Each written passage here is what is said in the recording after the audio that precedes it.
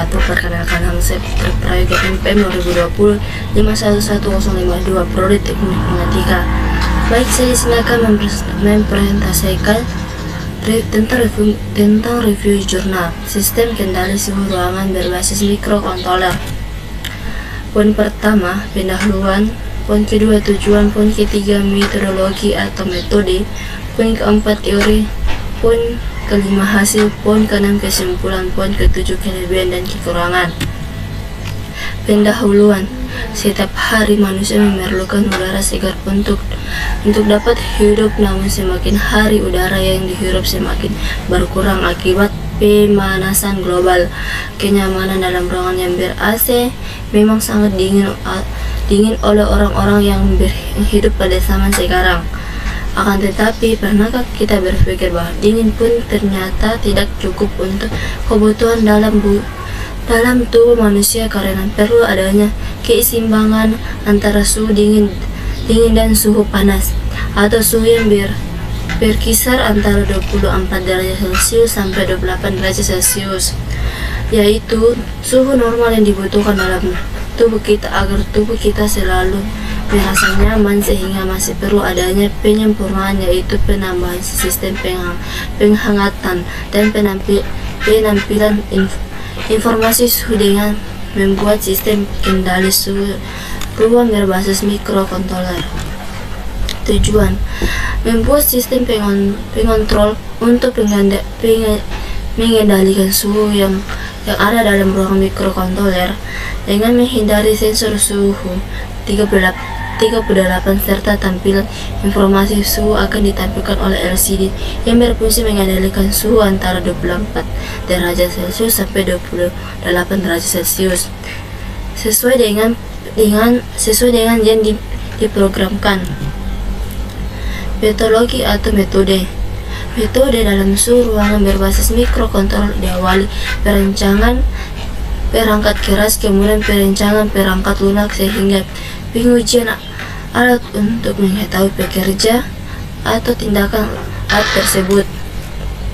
Teori: dalam penelitian ini digunakan beberapa perangkat elektronik yang akan mendukung sistem ini bekerja, di antaranya itu sensor suhu ADC, mikrokontroler dengan LCD.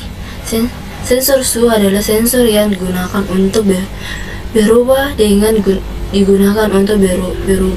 berubah berdasarkan panas menjadi perasaan listrik yang dapat dianalisis besar. Sensor suhu LM35 adalah komponen elektronik yang memiliki fungsi untuk mengubah besaran suhu menjadi besaran listrik dalam bentuk tegang dengan nilai besaran pengubahan adalah 8 mF untuk setiap 10 Celcius. LM35 memiliki kekurangan tinggi dan kemudian perancangan jika dibandingkan dengan sensor suhu yang lain. Hasil: bila terjadi perubahan suhu, penerusan maupun peningkatan suhu tampilan suhu ruangan pada LCD dalam akan selalu diperbarui saat suhu ruang lebih kecil dari batas suhu minimal. Bola lampu pada PO1 akan menyala bila suhu ruangan antara batas ambang, maka kipas dan bola lampu mati. Pada POO dan PO1 akan diberikan logika O, sehingga kedua beban akan mati. Sedangkan bila suhu ruangan berada di atas suhu diberikan logika 1, sehingga kipas akan menyala. Implementasi sistem penghangat pada sistem kendali suhu ruangan berbasis mikrokontroler menggunakan sensor LM35 ini akan menjadi terus-menerus dalam mengontrol suhu ruangan, mulai saat skala dinyatakan sampai saat skor dimatikan. Sistem kendali suhu berbasis mikrokontroler yang telah dibuat dalam mengendalikan suhu ruangan pada kondisi ideal 24-25 derajat Celcius. Jika ruangan 28 Celcius, maka sistem akan menghidupkan kipas dan mematikan lampu Jika suhu ruangan 24 Celcius, maka sistem kendali akan mematikan kipas dan hidupkan lampu. Kelebihan: 1. Memiliki fitur baru yaitu ISP In-System Programming yang tidak dimiliki oleh fitur ISP.